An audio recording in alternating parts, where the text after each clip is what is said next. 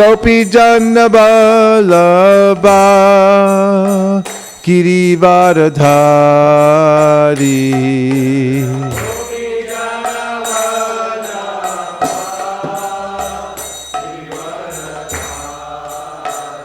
Yashoda Nandana Vraja Jana Ranjana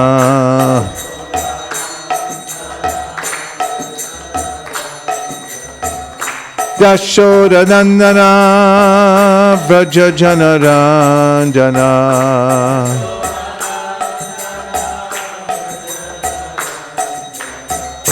Yashoda Nandana Vraja Jana Ranjana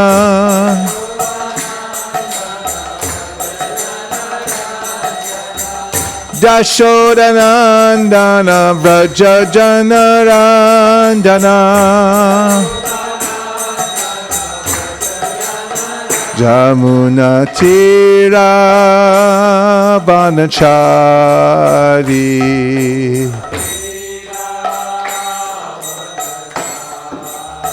Jamuna Tira Banachari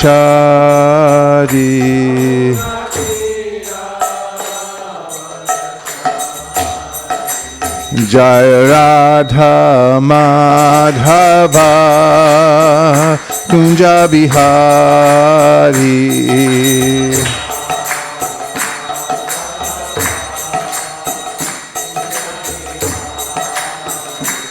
Jaya Radha Madhava Kunja Bihari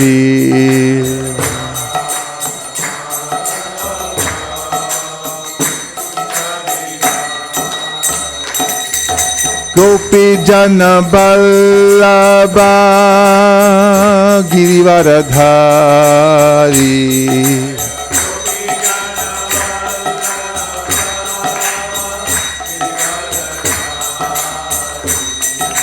Gopi Jana Vallabha Girivaradhari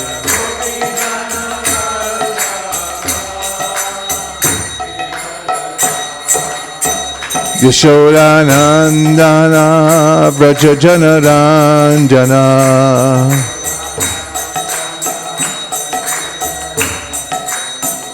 Yashoda Nandana Vraja Jana Ranjana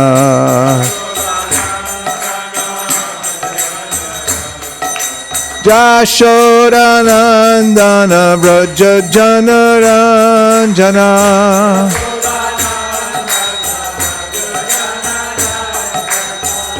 Yashoda Nandana Vraja Jana Ranjana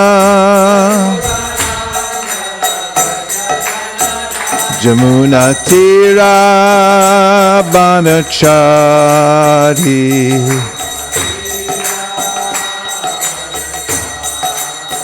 Jamuna Tira Banachari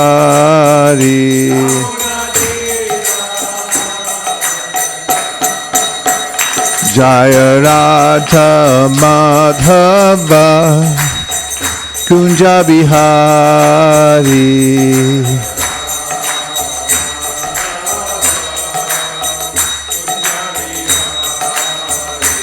Jaya Radha Madhava Kunja Bihari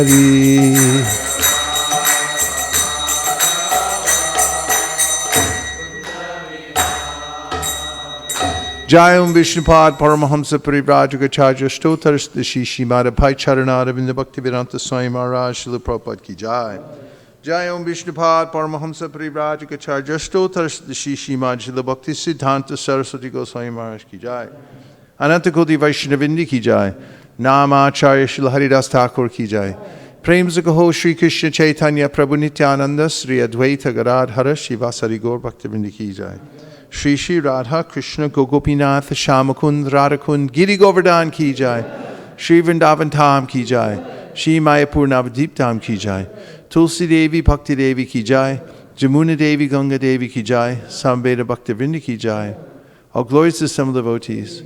All glories to some devotees. All glories to the assembled devotees. Gaur Premanande.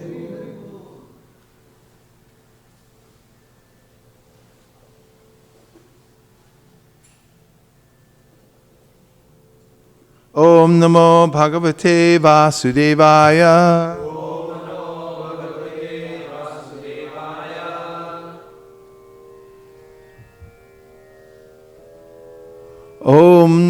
Om Namo Bhagavate Vasudevaya. Om Namo Bhagavate Vasudevaya.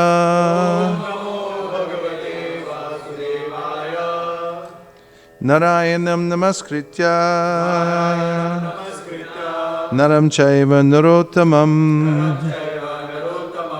Devim Sarasatim Vyasam Tato Jaya Mudiraye.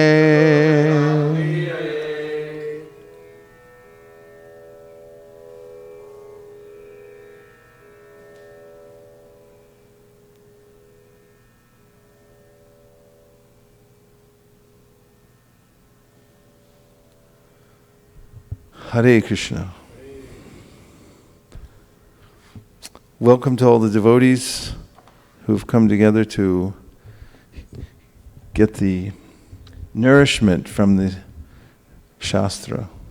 All the nourishment comes from the Srimad Bhagavatam and the Bhagavad Gita. Of course, there's also the Chaitanya Charitamrita and the Nectar of Devotion, but when we enter deeply within these sound vibrations from these books every single day, then there's an impression.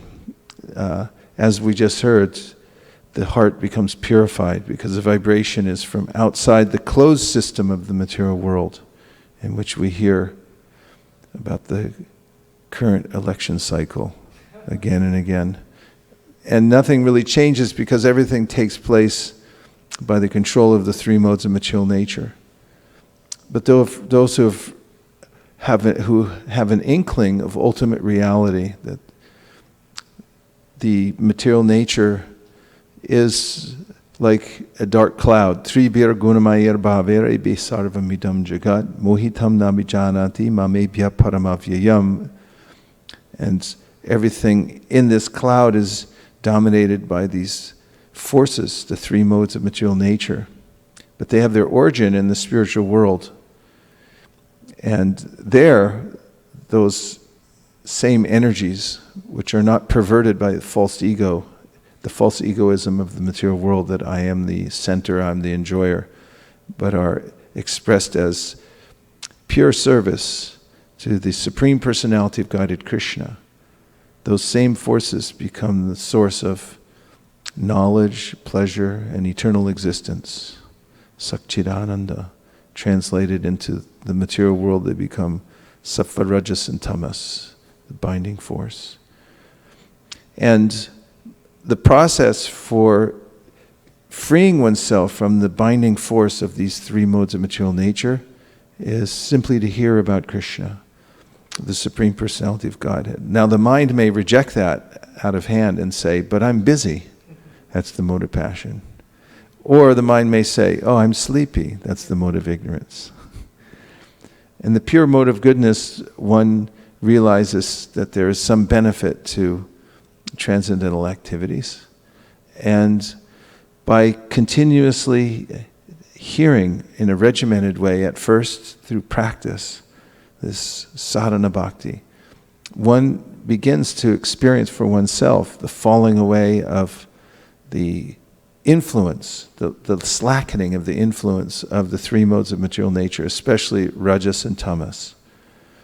And at that time, one begins to scientifically understand, that is, one realizes how it all fits together, how the energies of the Lord are all working in various ways, and how there's a source to that original energy. And by associating with devotees and serving the pure devotees, there's a descent of grace. By Krishna's mercy, one can then be able to understand him because of dedicating oneself to the activities that Krishna recommends, which are non-different from Krishna. One associates with the Lord And one also pleases the Lord through one's own volition to follow his instructions. And that begins a relationship. One can only understand a person through a relationship. You can't understand, you cannot understand a person by simply analyzing them. You can look at the statistics, but you won't be able to actually know their heart. To know their heart, you have to have a deep relationship in several ways, through servitorship, through friendship, through parental relationship, through conjugal relationship, any of these kinds of relationships that one enters into in the transcendental realm, that is, in relationship with Krishna, begins the process of revelation, because Krishna reveals himself to those who are his devotees. Therefore he recommends, Manmana bhava mad bhakto madhyaji mam namaskuru mami vaishyati Manmana bhava mad bhakto madhyaji mam namaskuru mami vaishyati yuktvavam atmanama parayanaha. Just always cultivate this relationship with me. This is the sum and substance of bhakti. The sadhana practice is always cultivating the relationship with Krishna. How? Thinking of him. Manmana bhava mad bhakto. And becoming his devotee. Everybody knows what it's like to become a devotee of someone, because in this world, even as children, we have various heroes. And it's like people go out and nowadays they buy the specific jersey of the sports icon that they like the most, and they wear it around. You see people all the time with shirts that have the name of that athlete on the back. This is mad bhakto, become my devotee. And madhyaji, do some worship me, which is natural, because that's our eternal constitutional position, to worship. You'll find it throughout the Srimad Bhagavatam. When devotees come in contact with Krishna, they begin praying and worshiping through their words, offering something. If they're in the forest, they offer some flowers, some water, some tulsi leaves, anything they can. In the very beginning of Krishna conscious movement, devotees used to bring Prabhupada all kinds of odd things, because out of their heart they thought, oh, maybe Prabhupada would like this eagle feather, or something. They'd bring him and say, here Prabhupada, this is my prized possession, some seashell. And Prabhupada would take it. One man offered Prabhupada some toilet paper. He was one of the locals who had noticed that there was a saintly person living in the Bowery, and he was an alcoholic, but he had some appreciation. He got some toilet paper, and he stumbled in the middle of class one day, and Prabhupada allowed him to come in. He put the toilet paper in the restroom, and he walked out, said a few incomprehensible words, and left. And this is the nature when one sees someone who is meritorious. One wants to offer some service, some worship. So offer worship, Krishna, madhyaji nam namaskuru, and then bow down to me. This is something that is only felt when done. If one offers obeisances to the Lord, then one feels satisfaction within one's heart. Again, the mode of passion may say, I don't have time to bow down. I'm in a hurry and so forth. But if you take the time to bow your head before the Lord or his representative, then you feel satisfaction within your heart. It feels like your right constitutional position. Once when I did Dandavat Parikram around Radhakund Shamakund, the first time I ever tried something like that, I made a pact with my godbrother that we would do this, and we met up in the Kartik season. It was during Purushottam Mas, during a September. I found some burlap sack lying by the side of the roads. I used that to put down and put my knees on, and started off falling flat on the ground. And there were millions of people because it was Purushottam Mas, and there were all kinds of things all over the ground. And at first my mind said, are you really going to do this? You're from a suburb in Lafayette, California. We don't do these things.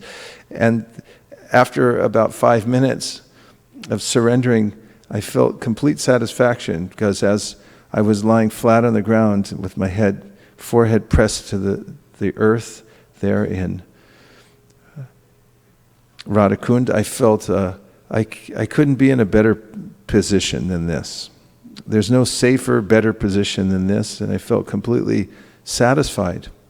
And similarly, I notice whenever I go on walking parikrama around Govardhan, that people who are offering their dandavats as they go around always are satisfied. You never find anybody angry, out of sorts, get out of my way, like you do on the 101 freeway when people are driving to work and they're overwrought with all kinds of worries and cares and wondering how they're going to maintain themselves on the salary they're getting and with all the expenses they have. And if you accidentally come too close to their car, they'll become extremely angry and want to burn you to ashes. But when people are offering obeisances to Krishna, if someone bumps into them, they say, "Oh, I'm so sorry, please forgive me." And in fact, when Bhrigu Muni kicked Lord Narayan said, "I'm so sorry, my chest is so hard, I hope I didn't hurt your foot." And when one connects to Lord Narayan, to Lord Krishna, through offering obeisances, that same feeling comes into one's heart of tolerance and humility and all the good qualities just by bowing down, namaskaru. And so Krishna says, without a doubt, if you just become my devotee, wear a shirt that says Krishna on the back, just like some of you have. This is like people, they go out and they'll get one that says, what's the name of the famous cricket player? Sachin, yeah. Sachin is God. They have these signs, and they're Sachin shirt, walk around. Who's that? Are you Sachin? No, I'm not Sachin, but I'm a devotee of Sachin. Sachin's devotee. I'm his best devotee. Everywhere I go, I think of Sachin. I talk of Sachin. And if Krishna says, yeah, just do that. Same thing you're doing already. Just do it for me. So get a shirt and put Krishna on the back. And it's like, what team's he with? People want to know in America. Krishna's the Supreme Personality of Godhead. He kills demons, he loves the gopis, and you can sing him this song, Jaya Radha Madhava. It explains all what he does, the day in the life of Krishna. So it's it's what we're all used to, it's what we're doing anyway, but instead of Sachin consciousness, then we have Krishna consciousness. And in the Srimad Bhagavatam, 10th canto, we hear all the pastimes of the Supreme Personality of Godhead. One of them that's famous, that we celebrate every year during the Kartik season, is when Krishna, in a very sweet relationship with his mother, accepts chastisement from his beloved mother Yashoda. And it's very interesting how children become so dependent on their parents. They just expect everything from them because they're fully dependent. Children don't think twice about just taking whatever a baby just takes what the mother gives without saying thank you or anything like that. And the mother doesn't expect a little child to say thank you, because the child's relationship is fully dependent, and the mother's relationship is that she's fully the protector and the supplier. This is the relationship that Krishna has with Yashoda. And there are many who gravitate towards this feeling, this relationship that Mother Yashoda has for Krishna. And they become absorbed in thinking about it. And especially during the Kartik time, we sing about this pastime and remember it again and again and worship Krishna in his baby form. So in the Srimad Bhagavatam, it's explained how Nanda and Yashoda had a special project to find the best grasses. And then there was a select number of cows, select herd of cows that they would feed these very special grasses. And this milk was what they used to churn and make into yogurt and butter, specifically for Krishna, because they wanted him to have the best of all the best. And they had this project going because they noticed Krishna was going here, there, and everywhere stealing butter.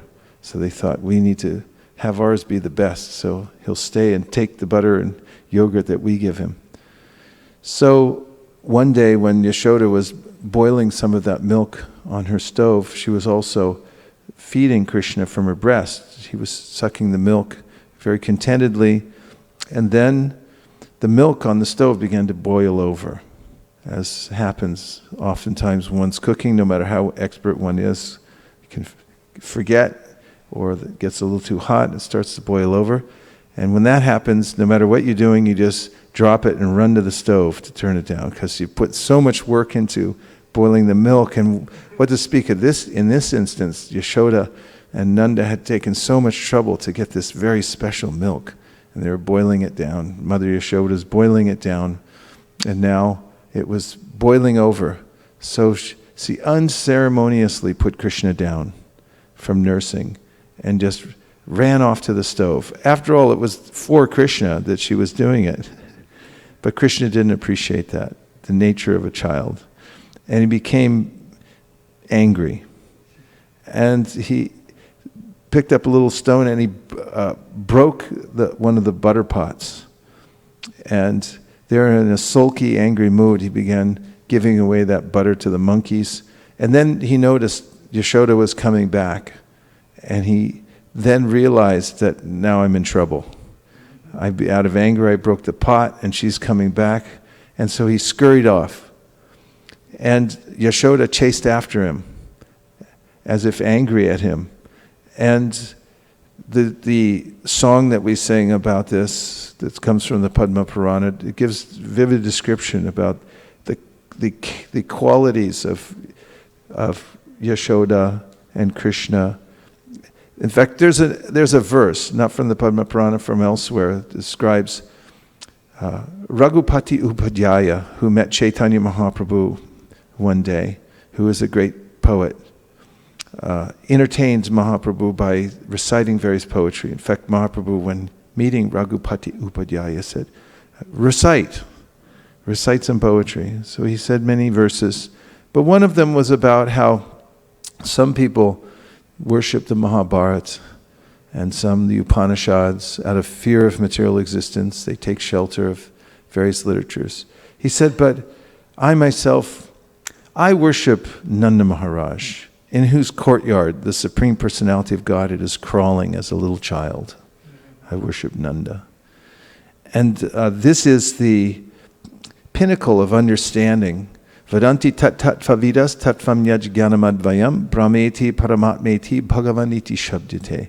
As we just heard from the second chapter of the Srimad Bhagavatam, there are various aspects of the absolute truth. And as Krishna says in the Bhagavad Gita, Brahmano hi pratishtaham amritasya vyasya cha shashvatasya tatarmasya sukhasya ikantikasya cha. That I am the source of the impersonal Brahman, what to speak of the Paramatma, which Srila Prabhupada calls the super spirit that dwells within everyone's heart. And in the Srimad Bhagavatam also we hear from Shukadev Goswami, Itam satam brahma sukhanu bhutya dasyam gatanam paradaivatena vayashritanam naradarakena sakam vrijaru krita punya punja. Who knows that verse? Anyone else? It's a beautiful verse. You can learn that verse, in which it says that there are everyone's searching for Krishna in different ways. And so the impersonalists, because of their mentality and the way they search for him, they've come to the conclusion the Absolute is the impersonal Brahman. And for those who have this awe and reverence mood, they understand that the ultimate is Lord Narayan and Vaikuntha. And then those who are materialistic, they just think Krishna is an ordinary human being. And for those who have unusual good fortune, who have amassed heaps and heaps of spiritually based pious credits, They are playing with the Supreme Personality of God as a little boy. The cowherd boys play with Krishna all day long. No one likes to stop playing. And in the spiritual world, you don't have to stop playing. You just play all day long. In fact, the play of the cowherd boys is only punctuated, stopped at various intervals so that Krishna can do his routine work of killing a demon here and there. Other than that, they simply play and play and play. You like to play? Yeah. And you don't like to stop, right? So Krishna didn't like to stop either, and neither did his friends. And in the pastime of Yashoda chasing after Krishna in the courtyard with a stick in his hand, there's a very sweet understanding of devotional service which had been explained by Lord Brahma in his prayers. Actually, it comes in the 14th chapter, in which he says that one should not try to speculate to understand Krishna. But if one begins the process of devotional service by hearing about him, stane stita shuti gatan tanuvan manobir, ye prayaso jita jito pyasitais trilokyam, then gradually the process of hearing about Krishna is so powerful that one will become a lover of Krishna, so much so that Krishna will be conquered by that love. And he who is unconquerable, ajita, becomes jitta, becomes conquered by Krishna's love. So as the pastime of Mother Yashoda chasing after Krishna in the courtyard unfolds, the devotees relish this and understand it through Shastra, what is happening. And that is, Krishna becomes willingly subservient to his devotees' love.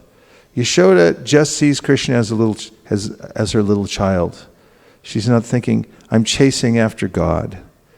She's just thinking, my child is so disturbed that he was crying, he broke a butter pot, and she just wants to calm him down, really. She's chasing after him to hold him in her arms and appease him, but he's so disturbed and angry. He's running away and now in fear. And the devotees see this love of Yashoda has conquered Krishna, and he's playing as a little child who's afraid of Yashoda. She's carrying a stick in her hand. And when she finally catches Krishna, because Krishna agrees to be caught, although yogis chase after Krishna, as we hear in the Brahma Samhita, they can chase after him for tens of thousands of years by trying their various acrobatic yogic feats, but he remains far away. They can't reach him like that. But when one has love, Chaitanya Mahaprabhu says, Nayam Sukapo Bhagavan, Dehinam Gopika Sutta Gyaninam Chatma Bhutanam Yata Bhakti Matam Iha. Very important verse which Chaitanya Mahaprabhu spoke to Vyankatabhata when he was describing the kind of devotion, the quality of devotion that actually conquers Krishna. Nayam Sukapo Bhagavan, Dehinam Gopika Sutta. He said, there are some people that are just attached to the body.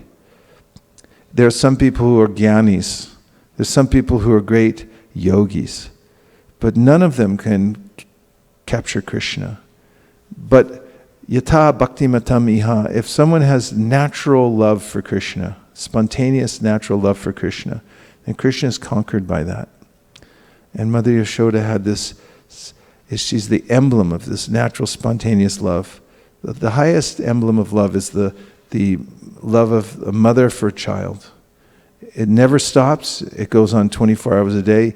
Even if in the material world, because there's all kinds of perversions, the child becomes a murderer. The mother will be there waiting for the child to get out of jail. And even if he never does, she'll just be pining for him all the time. The mother's love is so intense. And Yashoda's love for Krishna is this pinnacle of spontaneous love, which is described in Srimad Bhagavatam. So when she catches him, when Yashoda catches Krishna, then what happens next?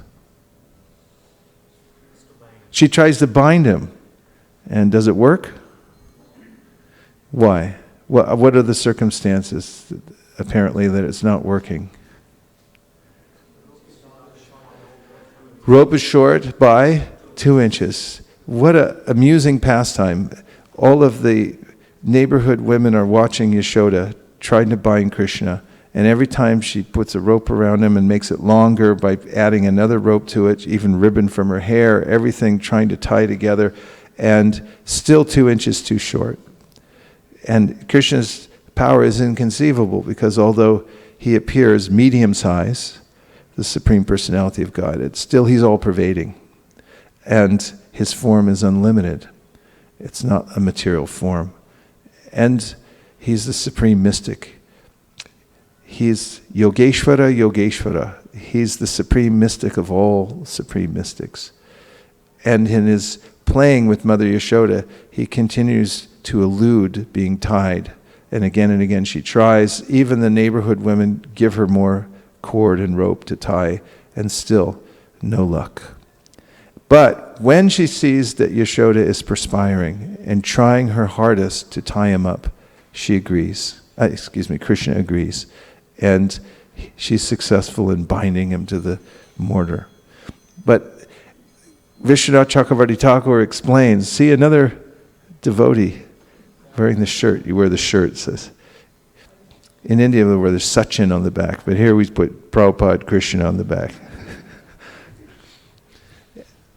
And Vishwanath Chakravarti Thakur gives us some practical lesson from this pastime. This 2 inches too short means 1 inch is our endeavor to please Krishna, to serve Krishna. You make an endeavor. We have volition. We can move this way or that way. We have freedom to choose.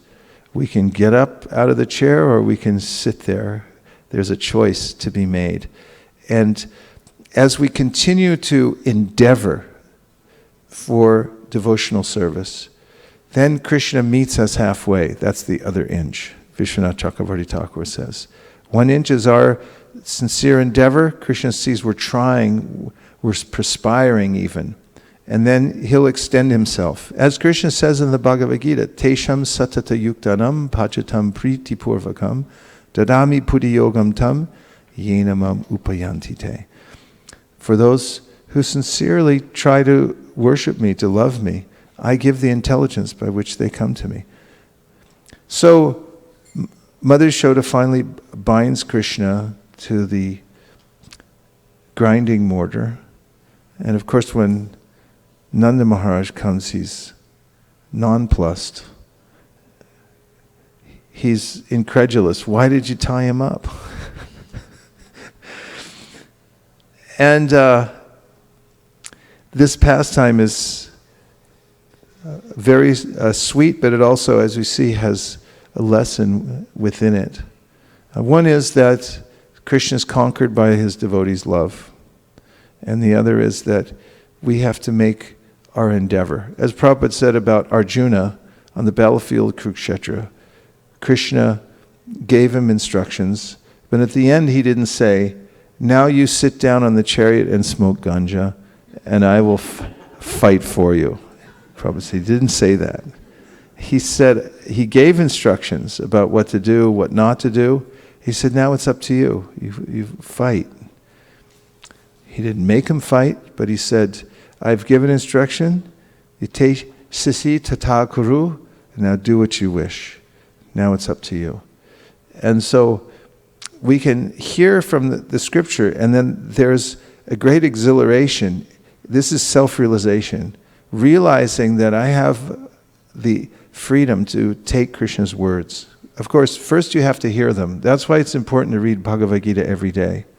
If you could read the whole Bhagavad Gita every day, there would be no harm in that. You can't read it too much. It's not that, oh, you're overdoing it now. No. But if you actually read the whole Bhagavad Gita every day, even if you just read the verses every day and read a couple of purports, or you read many of the purports and a few of the verses. Whatever you do, if you read Bhagavad Gita every day, you'll be well served. And it gives your intelligence the choice now, what to do and what not to do. Now the self-realization part comes. When you actually use your freedom to decide, I'm going to do what Krishna said. And as we win on that side again and again, day after day, we say, yes, I'm going to do what Krishna said. I'm going to surrender. I'm going to surrender. We develop that lifestyle of surrender to Krishna. And then Krishna reciprocates. And as Prabhupada mentions in the Bhagavatam, he provides all the paraphernalia necessary for us to continue on our eternal path of surrender to him. Everything becomes manifested by his grace. And it all starts with one tiny surrender, and then another one, and another one, and another one. And then one's capacity to serve Krishna is increased because Krishna gives more intelligence how to do it. Krishna gives more paraphernalia. Paraphernalia, I'm speaking sort of in a generic way, but he gives good association. Brahmanda Brahmate Kon Bhagyavan Jeev Guru Krishna Prasadi Pai Bhakti Lata Beach. The wandering soul in this material world is ultimately served by meeting a saintly person. And then by that association, saintly person, then one gets Krishna more and more. And by Krishna, one gets more association with saintly persons. And the cycle goes on and on eternally. Mahat Sevam Dwara Mahurva Muktes. The door is opened to the ultimate goal of life by meeting saintly people. So, coming up is Kartik. Can remember this pastime again and again and meditate on it. Now, in the 10th canto, after Mother Yashoda binds Lord Krishna, then, deliverance of the Yamala Arjuna trees. So in this pastime, there are several very important lessons also, basic important lessons. And there are two sons of Kuvera, named Nalakuvera and Manigriva. And these two were born with wealth. And along with that comes a sense of entitlement. And also, because things come easily and one has access to whatever one wants, there's a possibility of becoming degraded. There are various grades that one can aspire to in this material world according to the modes of material nature, and one can go beyond the gradations of life created by the modes of material nature. But if one doesn't take to the practice of devotional service, which Krishna describes in the Gita, Mam chayo vyabhicharena bhakti yogena sevate sagunan samatityaitan brahmabhuya yakolpate. Can somebody close that door out there, because there's some drilling or something going on. If one continuously practices devotional service, one actually rises above the grades of the material world, goodness, passion, and ignorance, and comes to the level of Brahman and lives a sublime existence. And if one forgets about this because of intoxication through wealth, fame, through beauty, if one has some of these things, one can then think, I've got it made. I'll just ride on this. Then one eventually is dragged down by the modes of material nature and becomes degraded. So Nalakuvera and Manigriva, although coming from great parentage, because of their opulence and wealth, became degraded. And it's described how they surrounded themselves with beautiful women and they were intoxicated. That's another problem, this intoxication. If you have an accountant who's taking care of your hard-earned money, and you call him up, and he says, "Oh, sorry, I'm intoxicated. I can't give you the report right now." Or, "Oh, sorry, I made a mistake last year because I was intoxicated." Then you'll fire that accountant if you know what's good for you. You don't want an intoxicated accountant because he'll mess things up. And intoxication ruins everything. It gives one bad judgment. And our judgment is the most important aspect of our human existence, to be able to see what to do and what not to do. And that can be refined by hearing from Bhagavad Gita every single day. But if one takes intoxication, then one willy-nilly does stupid things. And stupid things lead to some serious results, becoming more entangled in the material world, regretting what one's done, and so forth. So Nala Kumbhara and Manigriva were in a very bad situation. They were intoxicated already with wealth and their beauty, and then they started drinking some kind of designer drugs. I don't know what it was. Somaras or something like that. Designer drugs of the heavenly planets. And then they just lost their minds. And there they were sporting with young women, and they were naked. In fact, all the women were naked, they were naked. I mean, it was just they had lost all bearings and gone completely crazy.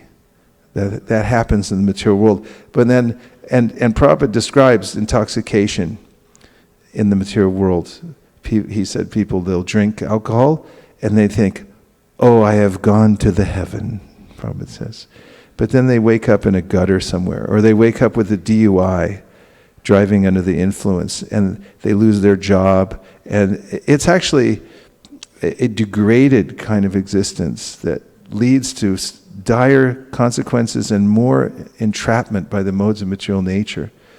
So when Narada Muni came along and saw these sons of Kuvera, respectable family, sons of the treasure of the demigods Kuvera, the Lord of Wealth, and there they were sporting like this, he, out of compassion for them, cursed them. Because as he approached, all the women there immediately dressed themselves. They had some sense of that's lacking sometimes. A degraded situation is one doesn't have a sense of decency. In fact, during the trials, the McCarthy trials in America, it's a dark part of history in the American saga. There was a scene that unfolded in a courtroom somewhere where one of the defendants in the trial, or one of the opposing attorneys, said to the attorney of McCarthy, who was persecuting people, invading their privacy and so forth, said, "Have you no decency?" Immortalized phrase, "Have you no decency?" It's important to have some sense of decency, what's right and what's not right. And they lost that sense. And the women dressed themselves very quickly, whereas Nalukavera and Manigriva forgot themselves out of intoxication by wealth and by drinking. And so Narada saw what was happening.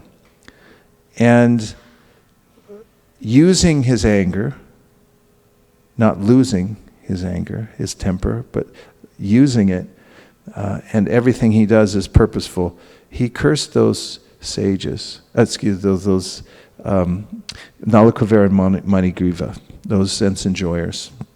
And he told them that you like to be naked like this, then you take birth as trees. And of course, you'll notice that throughout the Bhagavatam that great things are always preceded by a sage cursing. Practically, as far as I can tell, it's almost 100% of the time. The plot moves forward by a sage cursing. So it's not necessarily a bad thing. Narada Muni cursed Nalukavera and Manigriva, said, you become Arjun trees. But, he said, you'll be Arjun trees in Vrindavan. And there you'll be able to witness the pastimes of Krishna. And you'll be delivered by Krishna personally. Now this is very important, and much is made of this. Maybe I can find the section really quickly. That because Narada spoke these words, later on when Krishna was performing his pastimes, in fact, it's related to the previous pastime because Yashoda had bound him to the grinding mortar. Well, Krishna dragged that, and it locked in between what are called the twin Arjuna trees, which are actually Nalakuvara and Manigriva. And just as a little baby, Krishna pulled on that mortar so hard, using the rope, and he was attached to the mortar, that the two Arjuna trees came crashing to the ground.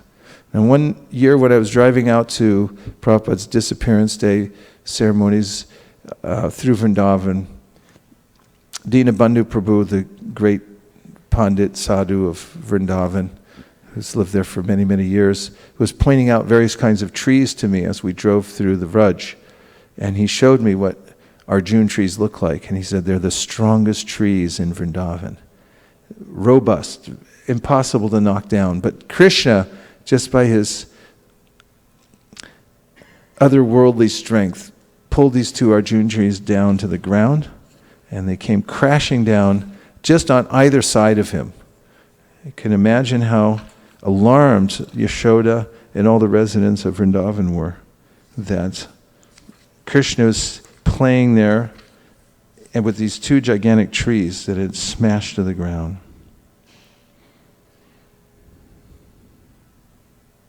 And I'm going to read 10:10:25.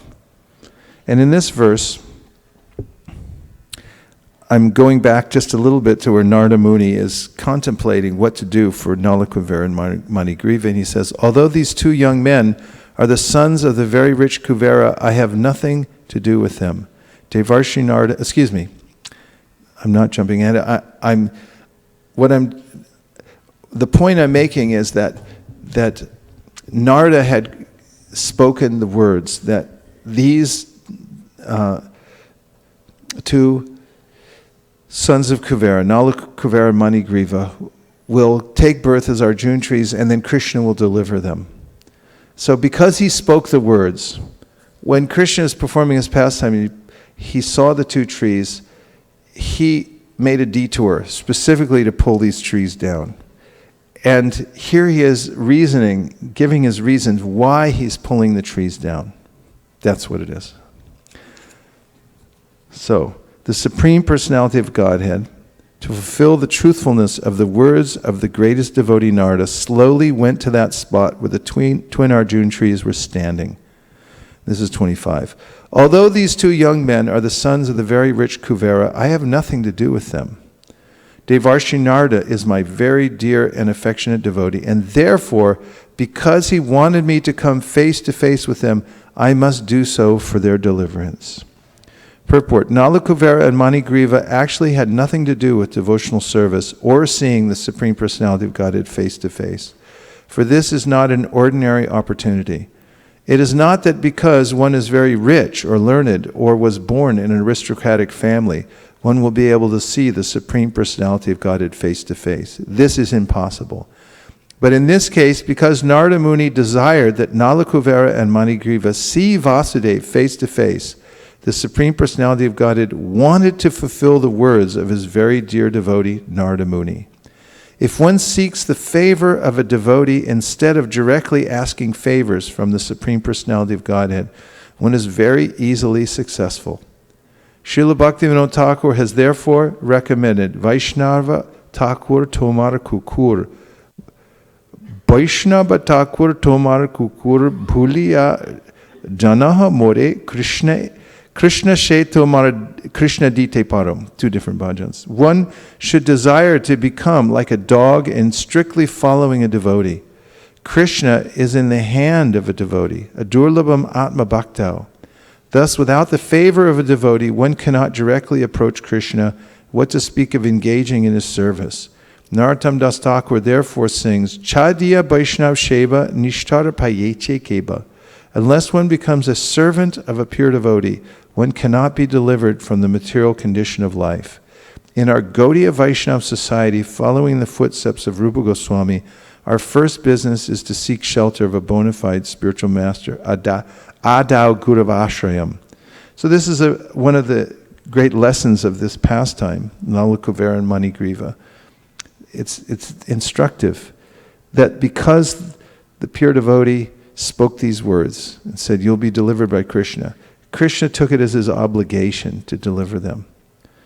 And therefore, those who know this principle align themselves with the pure devotees and try to get their blessings through service, because they know that Krishna is Krishna obligates himself to his devotees. As he says in the Gita, Shri Prambhavati Dharmatma Shashvashchantim Nagachati Konteya Pratijanihi Nami Bhaktya Pranashyati. This is a declaration by Krishna that my devotee will never be vanquished. And he says it to Arjuna, you declare it. Because it's known that because Krishna sometimes breaks his promise to appease his devotees, like he said he wouldn't fight in Kurukshetra, but to please Bhishma, he fought. Everyone knows Krishna will break his promise because he wants to please his devotees so much, he'll break his promise. So he told Arjuna, you say it. You declare it, Arjuna.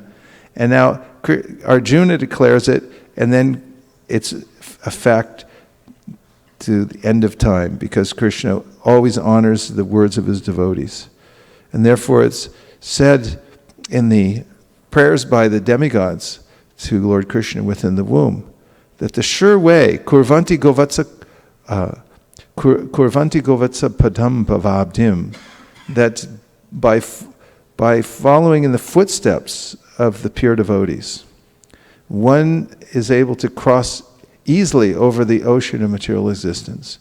If one takes the process given by the great Acharya devotees and follows that process, then the insurmountable ocean of material existence shrinks down to the size of the water contained within the hoofprint of a calf. In fact, it's said that the great devotees leave behind them a boat so that we can cross over the ocean of material existence. And what is that boat? The Shastra says that boat is the process that they leave. They say, do like this. And they authorize it. They say, follow this process. Authorized process. Mahajano yena gata sapanta. Follow what the great Mahajans and the Acharyas have given. Then the boat is available for everyone. In fact, the Shastra says the Acharyas make that boat so they can easily cross the ocean of material existence. But then they give that boat in the form of their instructions for everyone else to cross. But it's so powerful that if one simply approaches the boat with the intention of getting in it, then the ocean shrinks and one can easily step over the ocean of material existence. That's how powerful the process of devotional service is. So the words spoken by the pure devotees of the Lord have potency. Chaitanya Mahaprabhu, who came as a devotee, spoke these words that everyone, everywhere, take up the Krishna consciousness movement, spread it all over the world. Everywhere you go, everyone you meet, teach them about Krishna. And if one simply tries to follow those instructions, one's life will become sublime. Everything about one's life, of the life of one who tries to fulfill this order of Chaitanya Mahaprabhu as acting as a devotee, will become perfect and completely spiritualized. And we see that this is the way that the devotees move towards perfection. And in the famous verse about Chaitanya Mahaprabhu and about Lord Krishna and about Ramachandra, which is all in one verse, that verse says, Tyaktva sadusyaja surepsita raja laksmin dharmishta arya vachasa yadagararanyam mayam ragam tayita ipsitam anvadavan vande mahapurushate charanara. This verse describes Chaitanya Mahaprabhu, and I'll go to the most important part. In the verse, it's described, Arya Vachasa Tadagararanyam, that Chaitanya Mahaprabhu, although he had no need to take sannyas because he's the Supreme Personality of Godhead, completely independent, swatantra, on the words of an angry Brahmin who couldn't get into Srivasangam because it was locked to outsiders. And the next day when he saw Chaitanya, when he saw Nimai Pandit down at the Ganges, everyone was taking their bath in that similar area, the Brahmin came to him and cursed him and said, I curse you, you'll never be able to enjoy material life. And Nimai Pandit became jubilant upon hearing this. And he used that as an excuse to take sannyas. This is what's called Arya Vachasa, the words of the Arya, this superior person, the Brahman. So he took sannyas. He said, he spoke it, that's done. Have to do. That's how powerful the words of the Brahmanas are, powerful the words of the devotees. And for Ramachandra, when his father, even under duress, which may not have held up in court, because if you give a statement under duress, it can be reversed. Let's ask our attorney. Is that true? Yes. Thank you. Confirmed. Ramachandra's father, who told Ram he had to go to the forest and give up the kingdom, give up his claim to the kingdom and just go to the forest. Dasarath, under the pressure of Kaikeyi calling in her boons, was forced to do this because he was a truthful person. He was an Arya. And so he told Ram, go to the forest. And Ram said, okay, I'm going to the forest. I take it, I'm going. And when Bharat and all the armies, all the armies of Ayodhya came there and all the Brahmins, everyone came to bring Ramchandra back, said, please come back, please come back. He said, my father spoke it, I'm not coming back. This is what Prabhupada describes in the Srimad Bhagavatam.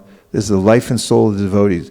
When one becomes aligned in the disciplic succession and gets the instruction from the spiritual master about what to do to please Krishna throughout his or her life, then, just as Ramachandra took the words of his father, and no matter who said what, he said, I'm following the words of my authority, and that's it. He wouldn't come back.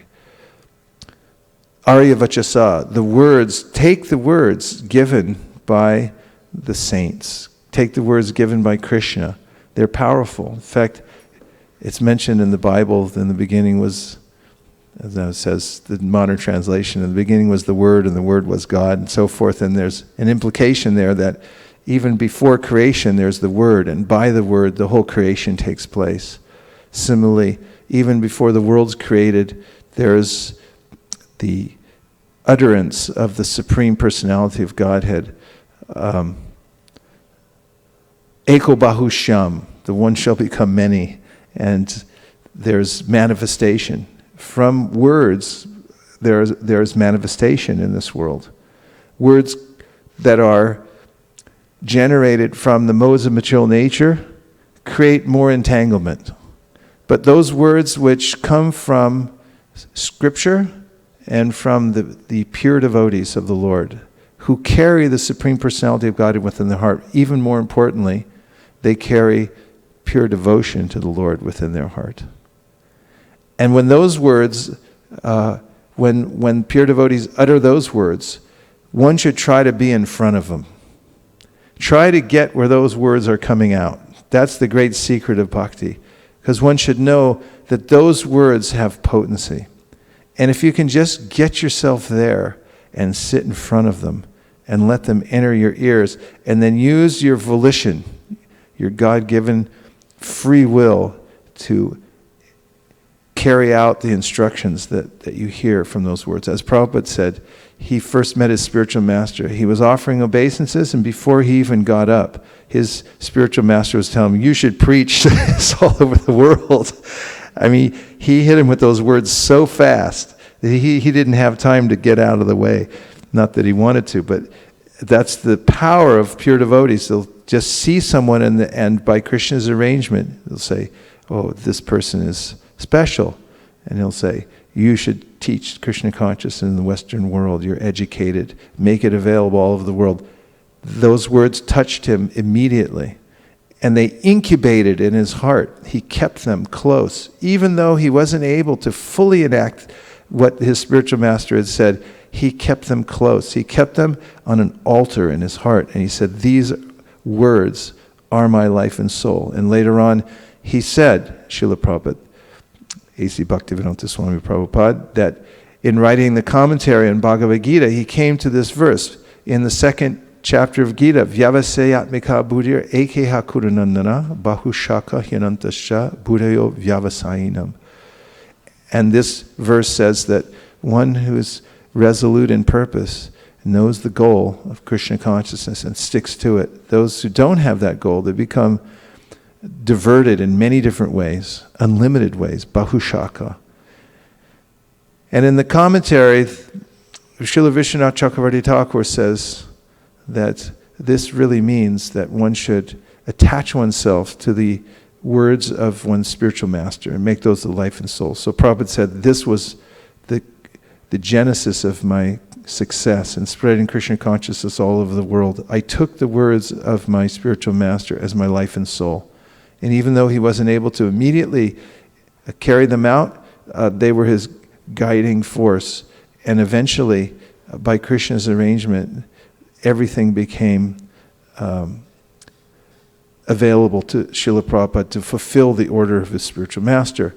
So one of the great lessons in this story of Nalakuvara and Manigriva is this jewel of a verse in which Krishna is thinking out loud that because my devotee spoke these words, now I'm going to make a detour and assist these devotees and I'll liberate them on behalf of Narada Muni. So get in front of those words and take them in, note what they are, and keep them on the altar of your heart and worship them and make your decisions based on those. And if you do that, then your life will become perfect. Second lesson. And then the third one, which I'll mention quickly so we have time for some reflections, is in the pastime of Krishna's routine work of killing demons, and he kills the demon Bakasura. All glories to all the devotees on the internet who have joined us this morning. Everyone please say Hare Krishna. Hare Krishna. Thank you very much. Bakasura was a large bird, like a duck. And he came during a time when Krishna and his friends were playing, and it was a gigantic form and attacked Krishna, one of Kamsa's friends. And he swallowed Krishna. But when Krishna got down his throat, this Bakasura demon experienced a burning sensation in his throat, and he was forced to regurgitate Krishna. And there's a lesson in this, which Prabhupada brings out in his commentary, in which he says that Krishna is sweet and beautiful, but if one has animosity towards Krishna, then he'll experience Krishna as a burning sensation, just as this demon did. Krishna's the sweetest thing there is. Madhuram, Madhuram, Vaparasya Vibhur, Madhuram, Madhuram, Varanam, Madhuram, Madhuram, Madhuram. Sweet, sweet, sweet, everything's sweet about Krishna. But if my attitude is wrong, if I have a challenging attitude, or if I'm averse to Krishna, like the demon Bakasura, then Krishna will, I'll experience Krishna to be distasteful, even burning. And so we have to remember this verse from the Bhagavad Gita, which Prabhupada quotes when he mentions this.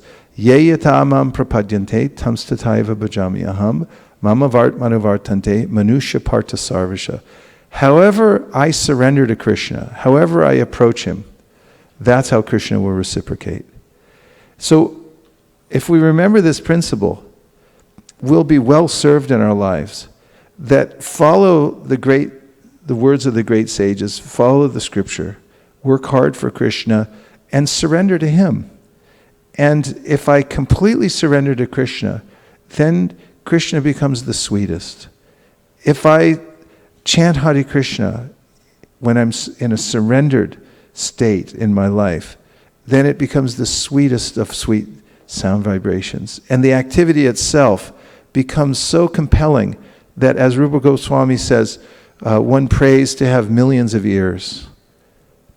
However, if one is distracted, not surrendered, not following the process, then chanting becomes a great labor. It feels like one's throat is burning.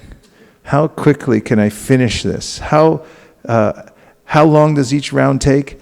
Hours and hours, it seems.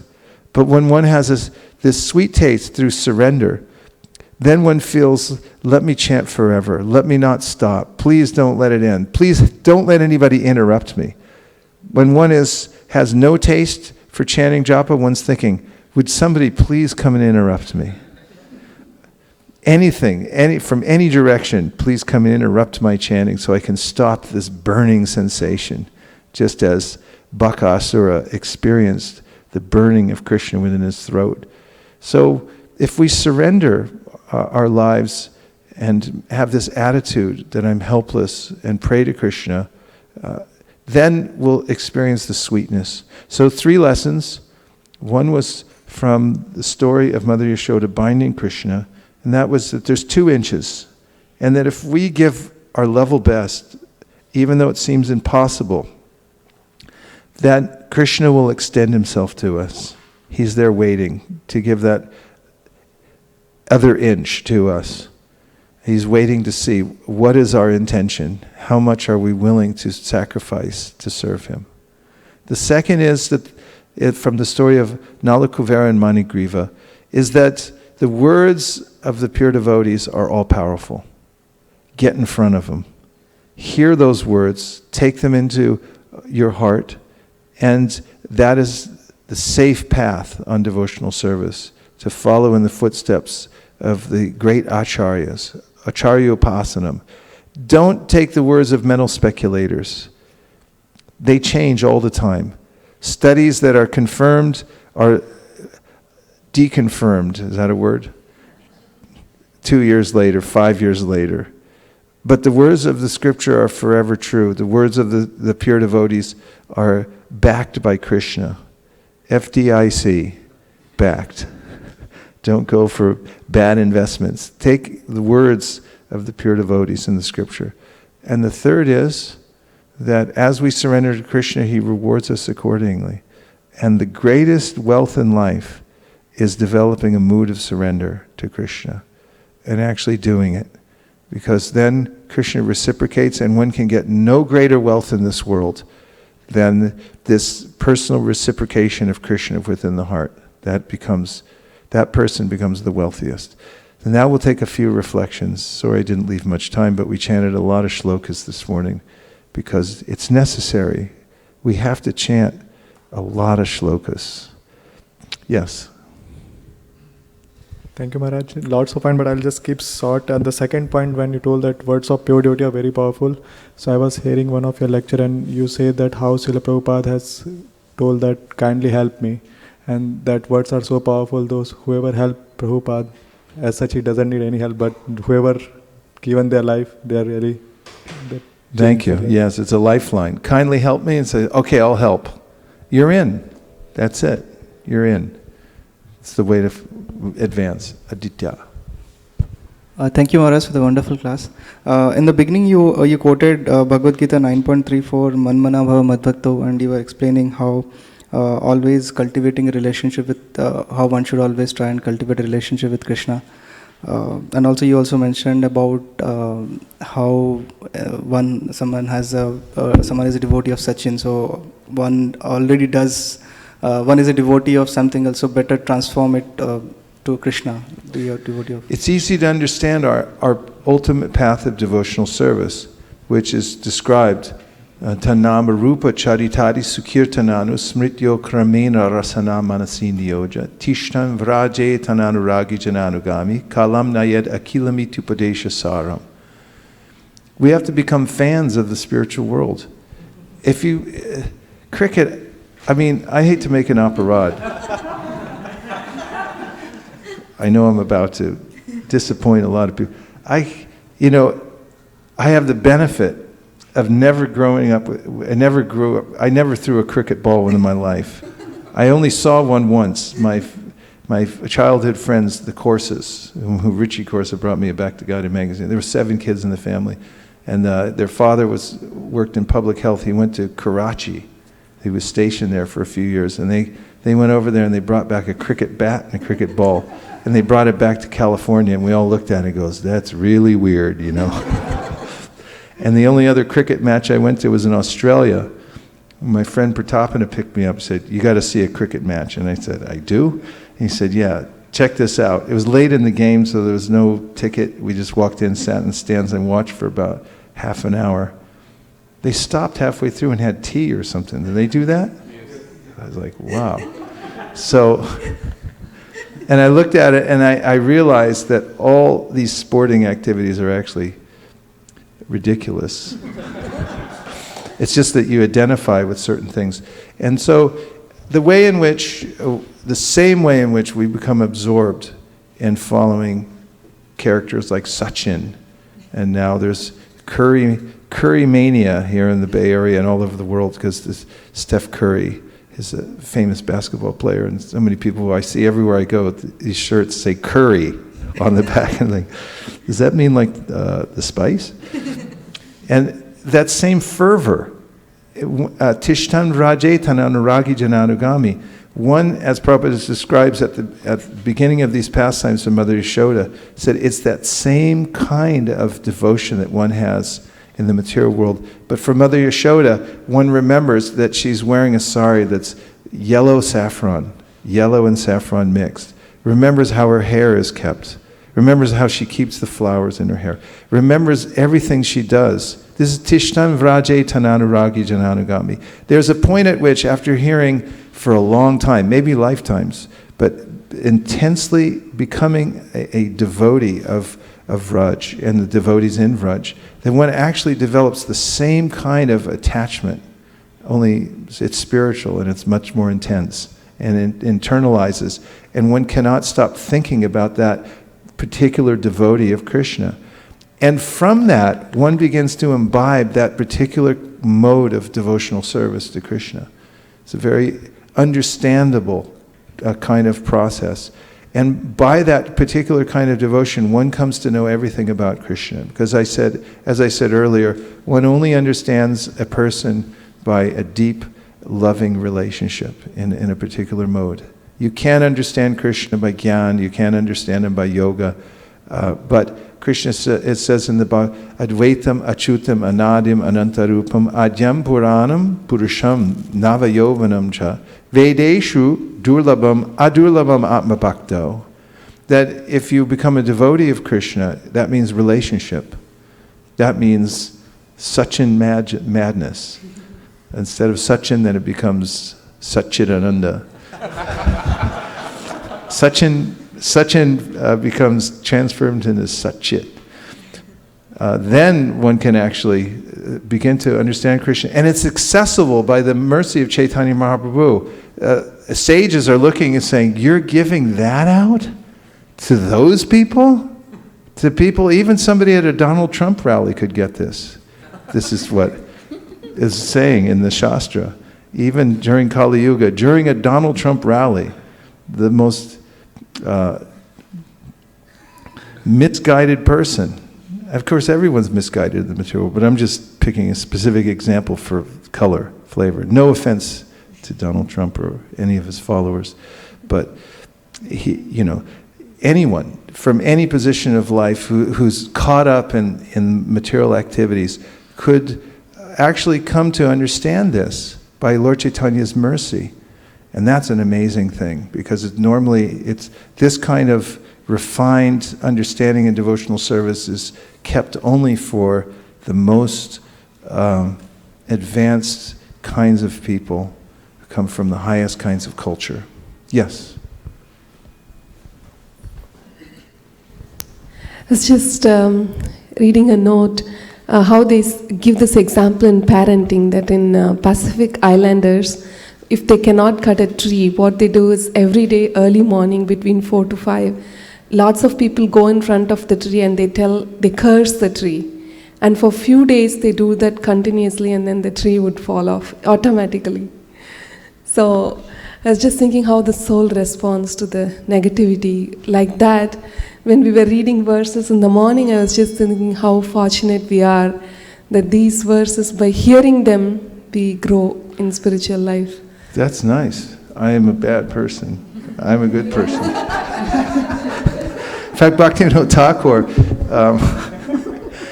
was known, there was a ghost living in a tree, and he sat and read Bhagavatam there for many, many days, and the tree cracked and the ghost fled. And yes, we're described as ghostly haunted when we have some desires that are averse to devotional service. And if we simply hear again and again, and in the beginning in a regimented way, but as we continue, there'll be some taste, and then it will become an addiction. You have to become addicted to hearing about Krishna's pastimes in Vrindavan. And that's why Prabhupada stopped to make available the teachings of Lord Chaitanya, which is non-different from Krishna's pastimes in Vrindavan. It's just in a different mood. It's Audharya mood. And then he stopped writing the Bhagavatam commentaries to give the summary of the 10th canto of Srimad Bhagavatam, because you have to hear Krishna book. You have to hear these pastimes in Vraj and become a devotee of them and think about them all the time. Your consciousness has to be saturated. Kuranath Prabhu.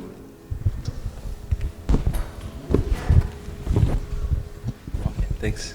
I was thinking about this point, Tishtan Brajaye Tadanaraga, that in other religions in the world, or at least here in America, they know about Christianity, and they talk about how they have an idea, the kingdom of God, people go to the kingdom of God, if you go to heaven, but the idea is kind of like vague. And they have a process, you accept Jesus in your heart, and you accept him as your Savior, and you believe in him, and you walk in righteousness and so forth. But when you ask them, like, what's God look like, they say, oh, he's a spirit.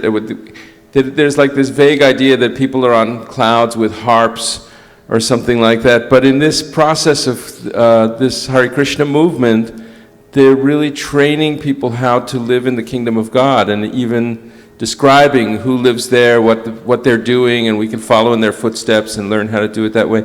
So I think that if you examine world religions from that perspective, there's something really unique here, that there's such a practical and concrete description of, like we say, Krishna, who's Krishna's mother and who's his father and what's his address and his name, and and so forth. And that's very impressive to me. Yeah, something very daring about what Prabhupada did is to bring out Krishna and say, here's God, take it.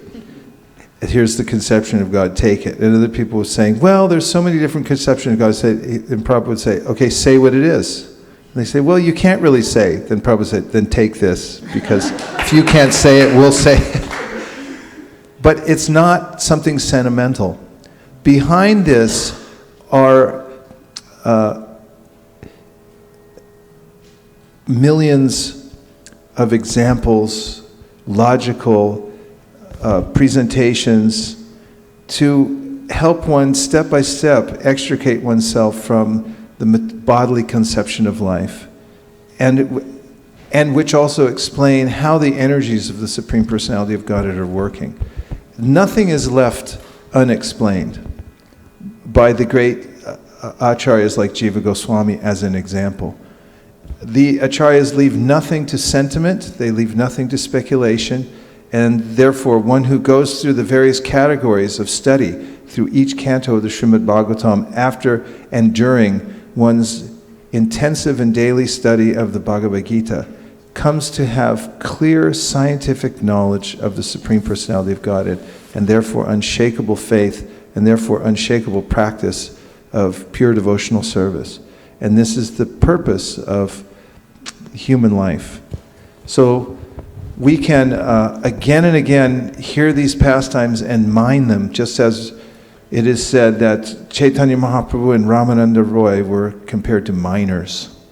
And again they were going to the mountain of Krishna Katha and pulling out gems, finding veins of pure gold, and becoming wealthier and wealthier. This is our great wealth, to hear and chant and to become very well acquainted with the philosophy, to practice it in our own lives so that we realize it, and to develop a taste for not only chanting the Hare Krishna Mahamantra, but also hearing from Srimad Bhagavatam. We have to become very well acquainted with the 12 cantos of the Srimad Bhagavatam. And by doing that, Anartho pasanam sakshat bhakti yoga madhoksaje lokasya ajanato vidvams chakre satvata samhitam. We will have realized the purpose for which Srila Vyasadeva wrote it, which is to give us a direct linking process to Krishna, the Supreme Personality of Godhead, through which we can actually attain the goal of life. Om Tat Sat. Go Premanande Haribo! So thanks to everybody who joined us from various locations around the world. Thanks for all the devotees that, even though it's been a very busy week, now I said my very sad goodbyes to His Holiness Radhanath Swami this morning. He was flying out at about 11 o'clock. He's probably at the airport now, but he left my house, I think, at 9:30, but I had to leave at a little after 7. And he said, Hare Krishna, Prabhu. Yes? Prabhu, I had a couple of questions if we have time now. This is Rajesh from Folsom. From Boston? Oh, Folsom. Of course. Just let me finish this one thought. And that was that Maharaj said to thank everybody in the whole community for the way that you all came together to work so hard to give facility for his sublime preaching everywhere he went. He didn't stop even for a moment. I observed how he would, although tired, although without much sleep or anything like that, he has such a taste for delivering the message. Chaitanya Mahaprabhu would go on and go to the next program. But he was especially pleased with how organized everything was and how hard everybody worked in the whole community to make this possible. So that was what he asked me to tell you before he left. Prabhu, go ahead. Just one question.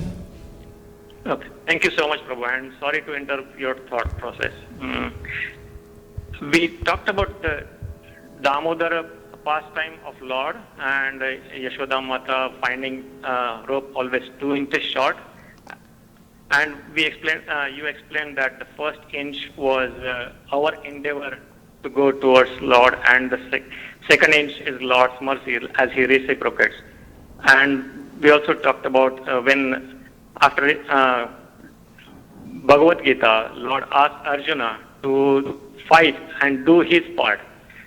So on the second instance, I recall that when Draupadi was humiliated in Kuru assembly, she was doing her endeavor, but when she surrendered fully, then Lord reciprocated her. So how do we kind of conceive these 2 different occasions? One was when we are doing something, and the second instance is where we are surrendering completely. So there is little confusion there I am having.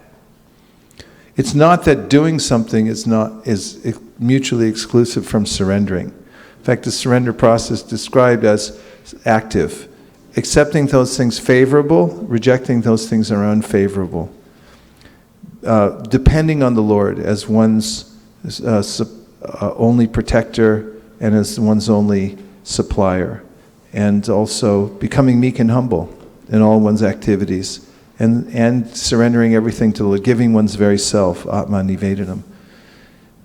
We do live in a body, we do have senses, they are always active, and by engaging those senses in the process of surrender, Sharanagati, we actually enact the process of surrender.